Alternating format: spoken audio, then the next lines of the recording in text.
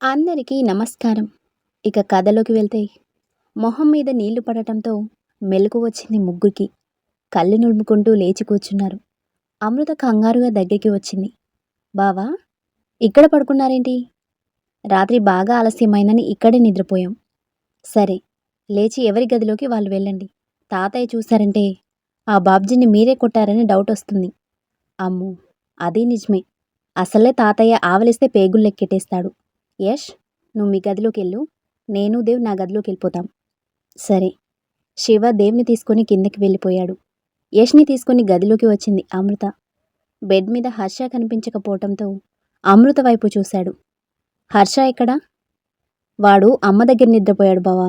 తీసుకొద్దామనుకుంటే అమ్మ పర్లేదులే పడుకోని అంది. సరే, నువ్వు పడుకో, కాసేపట్లో తెల్లారుతుంది. డోర్ లాక్ చేసి యష్ దగ్గరికి వచ్చింది. నవ్వుతూ తన నడుం పట్టుకొని దగ్గరికి లాక్కున్నాడు. ఏంటి బావా, ఈ 10 డేస్ చాలా మిస్ అయ్యానే నిన్ను. నేను కూడా వస్తాను అంటే వద్దన్నావు. హర్ష భయపడతానని వద్దన్నమ్ము. అక్కడ జరిగింది వాడంత త్వరగా మర్చిపోలేడు కదా. ఒక రాత్రి మొత్తం చావు భయాన్ని చూశాడు. అందుకే వద్దన్నాను. నాకు అర్థమైందిలే బావా, పడుకో ఇక. నిద్ర మొత్తం ఎగిరిపోయిందమ్ము. ఇంకేం పడుకోను. అయ్యో, మరేం చేద్దామైతే? యష్ తన కళ్ళల్లోకి చూస్తూ వెనక్కి తిప్పి తన భుజం మీద తల అంచాడు. ఎర్లీ మార్నింగ్ రొమాన్స్ చాలా హెల్దీ అంట. ట్రై చేద్దామా? మెడవంపులో అతని మీసాలు గిలిగింతలు పెడుతుంటే మెలికలు తిరుగుతుంది. ఏంటి, బావగారికి కొత్త కొత్త ఆశలు పుడుతున్నాయి? శివబావ పెళ్ళయ్యే వరకు దూరంగా ఉండాలి అనుకున్నాం కదా. అంత దూరం వెళ్ళంలే, జస్ట్ వార్మప్ చేద్దాం. అంటే? అమృతని తన వైపు తిప్పుకొని ప్రేమగా తన కళ్ళలోకి చూస్తూ పెదవులు అందుకున్నాడు. అతని స్పర్శకి పరవశించిపోతూనే అతని చుట్టూ కౌగిలి బిగించింది. కాసేపటికి పెదవులు వదిలి తన మోమును చూశాడు. తనింకా కళ్ళు మూసుకొని ఆ పరవశంలోనే ఉండిపోయింది. నవ్వుకుంటూ తనని బెడ్ మీద పడుకోబెట్టి మెడవంపులో కిస్ చేస్తూ చేతులతో తన శరీరాన్ని మీటుతుంటే సరికొత్త అనుభూతికి లోనవుతూ అతన్ని గట్టిగా అదుముకుంది. తన శరీరాన్నంతా అతని పెదవుల చుంబనంతో తడుముతూ ఉంటే పూర్తిగా అతని వశమైపోయింది. యష్ ఇంకా ముందుకు వెళ్తున్నా అడ్డు చెప్పలేదు. తన మొదటి కలయికలోని నొప్పిని యష్ ప్రేమతో తగ్గిస్తూ పూర్తిగా అతనిలో కలిపేసుకున్నాడు. తన గుండెల మీద వాళ్ళని యష్ తలని నిమురేసరికి కళ్ళు తెచ్చి చూశాడు. కళ్ళల్లో నీళ్లతో యష్నే చూస్తూ ఉంది తను. అమ్మో, ఏమైంది? పెయిన్ ఎక్కువుందా? తన కన్నీళ్లు తుడుస్తూనే అడిగాడు.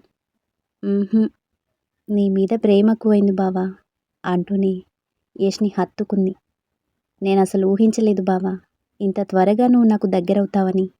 నిజం చెప్పు, నీ ఇష్ట ప్రకారమే దగ్గరయ్యావా, లేకపోతే నిన్ను బాధపడతానని ఇలా? లేదమ్మో, నీ మీద పూర్తి ఇష్టం ప్రేమతోనే దగ్గరయ్యాను. కన్న తల్లిగా నువ్వు నా బిడ్డకి ప్రేమని పంచుతున్నప్పుడు భర్తగా నా ప్రేమని నీకు పంచలేనా? నా బిడ్డ అంటావేంటి? వాడు మన బిడ్డ. ఇంకెప్పుడు నన్ను అలా వేరు చేసి మాట్లాడకు. ఇద్దరం ఒకటైపోయాక నువ్వు వేరే ఎలా అవుతావమ్మో. ఇక నుంచి మనసా వాచా కర్మన నువ్వు నాదానివే. ఇప్పుడు చెప్తున్నానమ్మో, నా ఊపిరి ఆగే క్షణం వరకు ఈ ప్రాణం, శరీరం, మనసు అన్నీ నీకే సొంతం. సిగ్గుతో అతని గుండెల్లో వాలిపోయింది. అంతలోనే ఏదో గుర్తొచ్చి యష్ నుంచి దూరం జరిగింది. అయ్యో, ఇలా చేశావేంటి బావా? ఏమైందే? ఏమైందంటావేంటి? శివ బావ పెళ్ళయ్యే వరకు ఆగుదామనుకున్నాం కదా, ఇప్పుడెలా? యష్ నవ్వుతూ తనని దగ్గరికి తీసుకొని కౌగిలిలో బంధించాడు. 10 డేస్ దూరంగా ఉండేసరికి నిన్ను చేరాలనే ఆశ ఎక్కువైందమ్ము. అందుకే ఆగలేకపోయాను. అయినా ఇంకెంత? 2 రోజుల్లో వాడి నిశ్చితార్థం, 10 రోజుల్లో పెళ్ళి. ఆ తర్వాతైనా మనకి ఎలాంటి ఆటంకం ఉండదు కదా. అయినా సరే, నాకేదోలా ఉంది. శివబావ పెళ్ళయ్యే వరకు ఇదేం కుదరదు, ముందే చెప్తున్నా. దుప్పటి ఒంటి నిండా చుట్టుకుని వాష్రూమ్లోకి వెళ్ళిపోయింది. నిన్నెలా దారిలోకి తెచ్చుకోవాలో నాకు తెలీదా? తనలో తనే నవ్వుకుంటూ బెడ్ మీద వాలాడు. రాత్రంతా సరిగ్గా నిద్ర లేకపోవటంతో వెంటనే నిద్ర పట్టేసింది అతనికి. కాసేపటికి అమృత తలారా స్నానం చేసి బయటికి వచ్చింది. అద్దం ముందు నిలబడి నుదుటన కుంకుమ పెట్టుకుంటూ ఉంటే కింద పెదవిపై యష్ చేసిన పంటిఘాటు ఎర్రగా కనిపించింది. అయ్యో! ఇప్పుడు ఇంట్లో వాళ్ళు అడిగితే ఏం చెప్పాలి? ఉఫ్! వెనక్కి చూసేసరికి యష్ నిద్రపోతూ కనిపించాడు. చేయాల్సిందంతా చేసి ఎలా నిద్రపోతున్నాడు చూడు. డెస్క్లో క్రీమ్ తీసుకొని గాయాలకి అప్లై చేసుకుంది. అప్పటికే తెల్లారటంతో ప్రేమగా యష్ తల నిమురుతూ నుదిటి మీద ముద్దు పెట్టి బయటికి వచ్చింది. అప్పటికే సుభద్ర, జానకమ్మ నిద్రలేచి ఇంటి పనులు చక్కబెడుతున్నారు. అమృత కూడా వాళ్ళకి సహాయం చేస్తుంటే ఆశ్చర్యంగా చూశారు ఇద్దరు. ఏంటమ్మూ, ఎప్పుడూ లేనిది ఇంత పొద్దున్నే లేచావు? మెలకు వచ్చేసింది నానమ్మ. సరే అని మీకు హెల్ప్ చేద్దామని వచ్చాను. అబ్బో, ఏమో సుభద్ర, పెళ్ళవగానే నీ కూతురికి బాధ్యతలు వచ్చేసాయే. పోనీలేండి అత్తయ్య, నేర్చుకోనివ్వండి. కనీసం దాని మొగుడు పిల్లలకైనా వండి పెట్టుకోవాలి కదా. జానకమ్మ మురిపంగా అమృతనే చూస్తూ మెటికలు విరుస్తుంది. సరేలే, యష్ బాబుకి పొద్దున్నే లేచే అలవాటు ఉంది కదా, కాఫీ చేసి తీసుకెళ్ళు. వద్దు నానమ్మ, బావ ఇప్పుడే పడుకున్నాడు, అప్పుడే లేవడ్లే. ఇప్పుడు పడుకోవడం ఏంటి అంటే, రాత్రి అక్కడ విషయాలు చెప్తూ చాలాసేపు నిద్రపోలేదు నానమ్మ, అందుకే కాసేపు పడుకుంటాడని అలా అన్నాను. అవునా, అలా అయితే టిఫిన్ రెడీ చేసేద్దాం. సరే నానమ్మ. ముగ్గురు టిఫిన్ రెడీ చేస్తూ ఉంటే పని మనిషి హడావిడిగా లోపలికి వచ్చింది. అమ్మగారు, మీకు ఈ విషయం తెలుసా? ఏంటే, ఏమైంది? ఆ బాబ్జీగాడు ఉన్నాడు కదా, రాత్రి ఫుల్గా తాగి ఇంటికెళ్తుంటే యాక్సిడెంట్ అయిందంటమ్మా. దెబ్బలు చాలా గట్టిగా తగిలాయంట. మంచి పనైంది. బెదవ ఊర్లో ఉన్న ప్రతి ఆడదాన్ని ఏడిపిస్తే ఆ దేవుడు చూస్తూ ఊరుకుంటాడా? తిక్క కుదిరింది సన్నాసికి. కానీ అమ్మా, అవి యాక్సిడెంట్ వల్ల తగిలిన దెబ్బల్లా లేవని అందరూ అనుకుంటున్నారు. ఎవడో బాగా చిత కొట్టినట్టున్నాడని అంటున్నారు. ఏది నిజమో తెలీదు కానీ వాడికి తగిన శాస్త్రి జరిగిందని అందరూ పండగ చేసుకుంటున్నారనుకోండి. ఆవిడ మాటలకి అమృత తనలో తనే నవ్వుకుంటుంది. రేయ్ బాబ్జీగా, ఎవడి చేతుల్లో తన్నులు తిన్నావో తెలియక యాక్సిడెంట్ అని కలరింగ్ ఇస్తున్నావా? ఈ దెబ్బకి ఆడదాని జోలికి వెళ్ళాలంటే ఒంట్లో వణుకు పుట్టాలి నీకు. బావా, అయితే అయింది గాని భలే బుద్ధి చెప్పారు వాడికి. లోపలే మురిసిపోతున్న అమృతని గమనిస్తుంది జానకమ్మ. అమ్ము, ఏంటే నీలో నువ్వే నవ్వుకుంటున్నావు? ఏం లేదు నానమ్మ, అమ్మాయి గారికి వాళ్ళ ఆయనగారు చేసిన చిలిపి పనులు గుర్తొచ్చాయేమో అమ్మగారు. ఆ మాట వినగానే ఎస్ చేష్టలు గుర్తు చేసుకుంటూ సిగ్గుల మొగ్గవుతుంది అమృత. అదిగో, నేను చెప్పానా? ఛీ పో నానమ్మ, ఆవిడ్ని వెళ్ళి పని చూసుకోమని చెప్పు. వెళ్తాలేమ్మా, మీ పెదవి మీద పంటిఘాటే తెలుపుతుంది మీ ఆయన చిలిపితనం ఏంటో. ఆవిడంత డైరెక్ట్గా చెప్పేసరికి నోట మాట రాలేదు అమృతకి. జానకమ్మ, సుభద్ర తన వైపు చూడ్డం గమనించి చేతితో నోటిని మూసుకుంది. ఆ మీరు దాయాలనుకున్నా అది దాగదు, కానీ అసలే సుకుమారంగా పెరిగారు, కాస్త సున్నితంగా చూసుకోమని చెప్పండమ్మా. అబ్బా, సిగ్గు లేకపోతే సరి, వెళ్ళవతలికి. అందరం ఆడవాళ్ళమే కదండి, సిగ్గెందుకు? సరే, పోతాలేండి. జానకమ్మ గారు, నిశ్చితార్థం పనులకి పనోళ్ళని చూడమన్నారు కదా, కాసేపట్లో వస్తారు. ఏవేం చేయాలో వాళ్ళకి చెప్పేయండి, వాళ్ళే చూసుకుంటారు. సరేలేవే, నువ్వెళ్ళు. ఆవిడ ముసిముసిగా నవ్వుకుంటూ వెళ్ళిపోయింది. జానకమ్మ అనుమానంగా అమృత వైపు చూస్తుంటే ఏం చెప్పాలో అర్థం కాక చిన్న స్మైల్ ఇచ్చి బయటికి వచ్చేసింది. జానకమ్మ, సుభద్ర ఒకరినొకరు చూసుకొని నవ్వుకుంటారు. అమృత బయటికి వచ్చేసరికి హర్ష నిద్ర లేవటంతో వాడికి బ్రష్ చేయించి స్నానం చేయించి రెడీ చేసింది. శివ, దేవ్ కూడా రెడీ అయ్యి బయటికి వచ్చారు. చంద్రం, రఘురామయ్య గారు పొలం దగ్గర నుంచి రావటంతో మన వాళ్ళందరికీ టిఫిన్ పెట్టేశారు. రఘురామయ్య గారు అందర్నీ చూస్తూ యష్ ఎక్కడా అని అడిగాడు. వాడింకా నిద్రపోతున్నాడండి. అదేంటి, ఎప్పుడూ పొద్దున్నే లేస్తాడుగా, ఒంట్లో బాలేదా ఏంటి? ఏమైందమ్ము? అదేం లేదు తాతయ్య, రాత్రి సరిగ్గా నిద్ర పట్టలేదంట, అందుకే ఇప్పుడు పడుకున్నాడు. హర్షకి టిఫిన్ తినిపిస్తూనే చెప్పింది అమృత. సరేలే, అందరూ టిఫిన్ చేసిన తర్వాత ధనుంజయ ఇంటికి వెళ్ళొద్దాం. పాపం బాబ్జీకి యాక్సిడెంట్ అయిందంట. పాపం అంటారేంటండి, వాడు చేసే పనులే వాడిని శిక్షించాయి. అలా అని ఒకరికి హాని కలగాలని మనం కోరుకోకూడదు. నేను చంద్రం వెళ్ళి ఒకసారి పలకరించొస్తాం, లేకపోతే బాగోదు. మీ ఇష్టం, వెళ్ళిరండి. జానకమ్మ అందరికీ టిఫిన్ వడ్డించి పక్కనే కూర్చుంది. అందరూ టిఫిన్ చేసిన తర్వాత జానకమ్మ, సుభద్ర తింటూ అమృతని కూడా తినమని చెప్తే యష్ లేచాక తింటానని చెప్పి వాళ్ళ గదిలోకి వచ్చింది. యష్ అప్పుడే నిద్రలేచాడు. తన కళ్ళల్లోకి సూటిగా చూసేసరికి సిగ్గుతో కళ్ళు వాల్చేసింది. యష్ నవ్వుతూ బెడ్ దిగి తన దగ్గరికి వచ్చి కౌగిలించుకున్నాడు. స్నానం చేసిరా బావా, టిఫిన్ చేద్దాం. నువ్వింకా తినలేదా? "ఊహుం, నీతో కలిసి తిందామని." "సరే, టిఫిన్ గదిలోకి తీసుకొచ్చేయి. ఈలోపు నేను ఫ్రెష్ అయి వస్తాను." "సరే బావా." యష్ నవ్వుతూ తన నుదుటి మీద ముద్దు పెట్టి వాష్రూంలోకి వెళ్ళాడు. కాసేపటికి ఇద్దరూ టిఫిన్ చేసి కిందకి వచ్చారు. శివ, దేవ్ నవ్వుకుంటూ కనిపించేసరికి వాళ్ళ దగ్గరికి వచ్చాడు యష్. "ఏంట్రా, మీలో మీరే నవ్వుకుంటున్నారు?" "అన్నయ్య, ఆ బాబ్జీ గాడెవరో కొట్టారని చెప్పకుండా యాక్సిడెంట్ అయిందని చెప్పాడంట. అది తలుచుకుంటే నవ్వొస్తుంది." యష్ కూడా వాళ్ళతో శృతి కలిపాడు. ముగ్గురూ నవ్వుకుంటూ ఉండగా కావేరి ఏవో కొమ్మలు పట్టుకొని ఇంటివైపు వస్తూ కనిపించింది. తనని చూడగానే దేవ్ మొహం వెలిగిపోయింది. "కావేరి, ఏంటివి?" "గోరింటాకు యష్ గారు. మా తోటలో గోరింటాకు బాగా పండుతుందని అమ్ము తీసుకురమ్మంది. రేపు శివ నిశ్చితార్థం కదా, నూరి పెట్టుకుంటారు." "ఓహో, అంటే వీడికి కూడా పెడతారా?" "ఆ, పెళ్ళి కొడుకు కదా, పెట్టుకోవాలి మరి." "అలా అయితే నాకు కూడా పెడతావా?" ఆత్రంగా అడిగిన దేవ్ వైపు చూశారు ముగ్గురు. "అంటే తోడి పెళ్లి కొడుకుని కదా అని." "తోడు పెళ్లి కొడుకు పెళ్లికి అవసరం, నిశ్చితార్థానికి కాదులేండి. మా ఆడాళ్ళంతా అయ్యాక మిగిలితే ఇస్తాను, పెట్టుకోండి." నవ్వుకుంటూ లోపలికి వెళ్ళిపోయింది కావేరి. శివ, యష్ దేవ్నే చూస్తూ ఉండడంతో పాకెట్లో ఫోన్ తీసుకొని మాట్లాడుతున్నట్టుగా యాక్ట్ చేస్తూ పక్కకి వెళ్ళిపోయాడు. శివ, యష్ ఒకరినొకరు చూసి నవ్వుకుంటారు.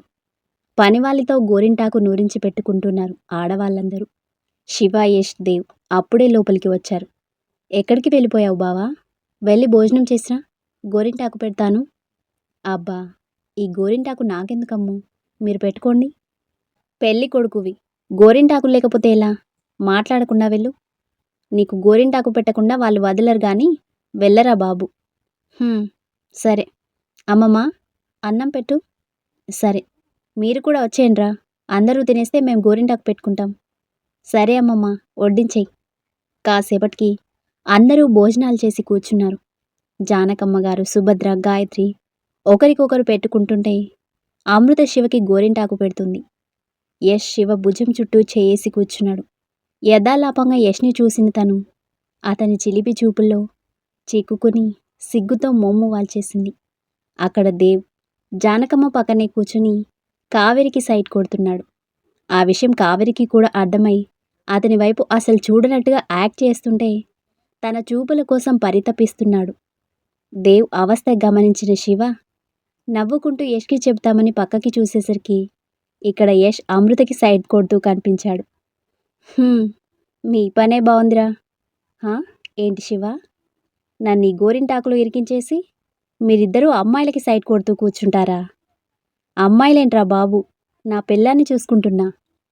"అదేలే, ఇక నువ్వు అమ్ముకి సైడ్ కొడుతున్నావు. అక్కడ చూడు, వాడేం చేస్తున్నాడు."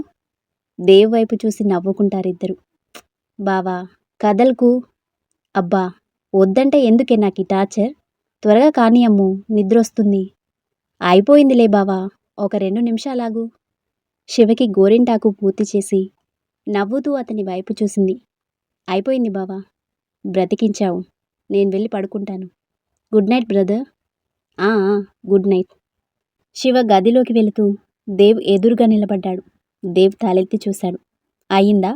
వెళ్ళి పడుకుందామా?" "నాకు నిద్ర రావట్లేదు బ్రదరు, నువ్వెళ్ళు, తర్వాత వస్తాలే." అమ్మాయి ఎదురుగా ఉంటే నిద్రేం వస్తుందిలే నీకు, నేను వెళ్తున్నా." శివ గదిలోకి వెళ్ళిపోయాడు. దేవ్ మళ్ళీ తన పనిలో పడిపోయాడు. అమృత నవ్వుతూ యష్ వైపు చూసింది. "బావా, నీ కూడా గోరింటాకు పెట్టనా?" "గోరింటాకా? నాకొద్దు తల్లి, నువ్వు పెట్టుకొని త్వరగా గదిలోకి వచ్చి." "నేను రాను బాబు, నిన్న రాత్రిలాగే ఏదేదో చేస్తావు, గోరింటాకు పోతుంది. నీకు మొగుడి కంటే ఆ గోరింటాకే ఎక్కువ." "అవును, ఇవాల్టికి నీ పప్పులే ముడకవు గాని పోయి బుద్ధిగా పడుకో." యష్ మూతి ముడుచుకుని గదిలోకి వెళ్తూ రఘురామయ్య గారి గుండెల మీద నిద్రపోతున్న హర్షని చూసి నవ్వుతూ దగ్గరికి వచ్చాడు. తాతయ్య, వాడినిటివ్వండి. పర్లేదురా, నా దగ్గరే పడుకుంటారులే, నువ్వెళ్ళు. సరే, బెడ్ మీద పడుకోబెట్టానైతే. హర్షని తీసుకొని బెడ్ మీద పడుకోబెట్టి ప్రేమగా వాడి తల నిమురుతూ నుదిటి మీద ముద్దు పెట్టాడు. నేను చూసుకుంటాలేరా, నువ్వెళ్ళి పడుకో. సరే తాతయ్య. గది నుంచి బయటికి వచ్చాడు యష్. అప్పటికే పెద్దవాళ్ళు గోరింటాకు పెట్టుకొని వెళ్ళిపోయారు. కావేరి అమృతకి గోరింటాకు పెడుతుంది. దేవ్ పక్కనే కూర్చుని దొంగ చూపులు చూస్తున్నాడు. నవ్వుకుంటూ అమృతని గమనించేసరికి కునికిపాట్లు పడుతూ కనిపించింది. పాపం, రాత్రంతా నిద్రలేదు. ఉదయం నుంచి ఈ పనులే సరిపోయాయి. మనసులోనే అనుకుంటూ దగ్గరికి వచ్చి కూర్చుని తన తలని భుజం మీద ఆంచుకున్నాడు. మత్తుగా నిద్రపోయింది తను.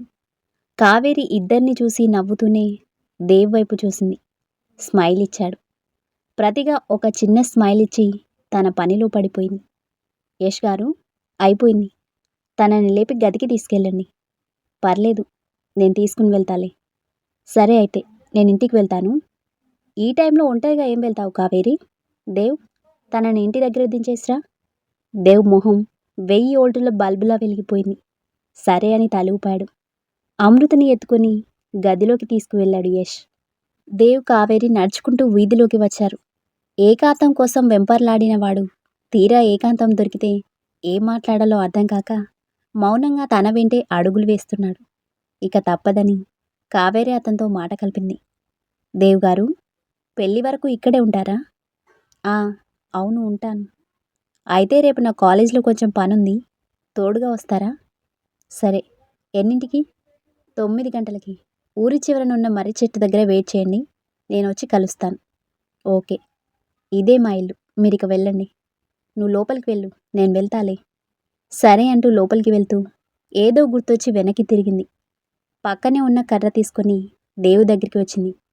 దేవ్ గారు, ఈ ఊర్లో కుక్కలు ఎక్కువ, ఈ కర్ర తీసుకెళ్ళండి. హలో, దేవ్ ఇక్కడ. మీ ఊరి కుక్కలు నన్నేం చేస్తాయి? ఆహా, సరే, వెళ్ళండి అయితే. కావేరి ఫేస్ ఎక్స్ప్రెషన్ చూసి ఏదో తేడా కొడుతుంది, అనవసరంగా బిల్డపిచ్చానా అనుకుంటూనే అక్కడి నుంచి బయలుదేరాడు. ఆ వీధి దాటి ముందుకు వెళ్ళేసరికి వీధిలో పడుకున్న కుక్కలు లేచి దేవ్ వైపు రావడం మొదలుపెట్టాయి. పళ్ళు బయట పెట్టి అతన్ని చూస్తూ చేరుతుంటే పై ప్రాణాలు పైనే పోయేటట్టున్నాయి. కదలకుండా కాసేపు అలానే ఉండిపోయాడు. ఒళ్ళంతా చెమటలతో తడిసిపోయింది. భయంతో గుటకలు మింగుతూ వాటి వైపు చూస్తున్నాడు. మీరేటే నన్ను చుట్టుముట్టారు? చూడ్డానికి బలంగా కనిపిస్తున్నా గాని నా దగ్గర ఏమీ ఉండదు. ప్లీజ్, మీరు దారి వదిలితే నేను వెళ్ళిపోతాను. అవి అలా నాలుక బయటపెట్టి దేవ్నే చూస్తూ ఉన్నాయి. ఒసేయ్, నాకు మీ లాంగ్వేజ్ రాదే, కనీసం బాడీ లాంగ్వేజ్ అయినా అర్థం చేసుకొని వదిలేయండి. Please please. కళ్ళు మూసుకుని దండం పెడుతూ ఓరగా ఒక కన్ను తెరిచి చూశాడు. వాటిలో ఏమాత్రం చలనం లేదు. ఉఫ్, ఇవి నన్ను వదిలిపెట్టేలా లేవు. వీధిలో ఒక్కరు కూడా లేరు హెల్ప్ అడుగుదామంటే. ఇప్పుడేం చేయాలి? నెమ్మదిగా ఇక్కడి నుంచి బయటపడాలి మనసులో అనుకుంటూనే నెమ్మదిగా ఒక్కో అడుగు ముందుకు వేస్తుంటే ఆ కుక్కలు కూడా అతనికి అనుగుణంగానే కదులుతున్నాయి. నెమ్మదిగా వాటి నుంచి బయటికి వచ్చి వెనక్కి తిరిగి చూశాడు. అవి ఎప్పుడు మీద పడదామా అని చూస్తుంటే వెంటనే పరుగందుకున్నాడు. వెనకే కుక్కలు పరిగెడుతుంటే వాటి నుంచి తప్పించుకోవడానికి పక్కనే ఉన్న గోడెక్కి కూర్చున్నాడు. అవి ఆ గోడ మీద ఎగబాకుతూ అరుస్తుంటే భయంతో ఆ గోడ మీదే నక్కి కూర్చున్నాడు. మీకు దండం పెడతానే, నా దగ్గర ఏముందే నా వెంట పడ్డారు? అబ్బా, కాళ్ళు పీకేస్తున్నాయి. ఈ శివగాడి పెళ్ళి నా చావుకొచ్చింది. అనవసరంగా కావేరి దగ్గర బిల్డపిచ్చాను. కర్ర పట్టుకొనొచ్చినా బాగుండేది. ఏయ్, చిచి, వెళ్ళండి. కావేరి వాయిస్ వినిపించి తలెత్తి చూశాడు. కర్రతో కుక్కల్ని బెదరగొడుతూ కనిపించింది. అవన్నీ అక్కడి నుంచి వెళ్ళిపోయాక దేవ్ దగ్గరికి వచ్చి చెయ్యి అందించింది. తన చెయ్యి పట్టుకుని గోడ మీద నుంచి కిందకి దూకాడు. కావేరి నవ్వుకుంటూ రఘురామయ్య గారి ఇంటివైపు నడిచింది. థ్యాంక్స్ కావేరి, నువ్వు రాకపోయుంటే ఇవి నన్ను ఏం చేసేవో ఏంటో. భయపడకండి, మీరు ఊరికి కొత్త కదా, ఏ దొంగో అనుకుని వెంటపడ్డాయి. నేను దొంగలా కనిపిస్తున్నానా వాటికి? ఏమో, ఆ విషయం నాకు తెలీదు కానీ రాత్రిపూట ఊర్లో ఎవరైనా కొత్త వాళ్ళు కనిపిస్తే అవి అలాగే వెంటపడతాయి. ఓహో, అందుకేనా నిన్ను తీసుకువెళ్ళేటప్పుడు సైలెంట్గా పడుకున్నాయి, నేనుంటారుగా వస్తుంటే వెంటపడ్డాయి. అవును, రోజూ నన్ను ఇక్కడే చూస్తాయి కదా, అందుకే సైలెంట్గా ఉన్నాయి. మీ ఊరికి ఊరి కుక్కలకి ఒక దన్నం, నన్ను ఇంట్లో దింపేయి. వచ్చేసాంలేండి, మీరు లోపలికి వెళ్ళండి. మరి నువ్వెలా వెళ్తావు? తోడురానా? ఎందుకు? మిమ్మల్ని దించడానికి మళ్ళీ నేను రావాలి. రాత్రంతా ఇలా తిరుగుతూ కూర్చుంటారా ఏంటి? నేను వెళ్ళగలను కానీ లోపలికి వెళ్ళండి. నవ్వుకుంటూ వెనక్కి వెళ్ళిపోయింది కావేరి. దేవ్ రిలాక్స్గా ఊపిరి తీసుకుని లోపలికి వెళ్ళిపోయాడు. ఇలాంటి మరిన్ని ఇంట్రెస్టింగ్ స్టోరీస్ కోసం మన ఛానల్ని సబ్స్క్రైబ్ చేసుకోండి. Thank you.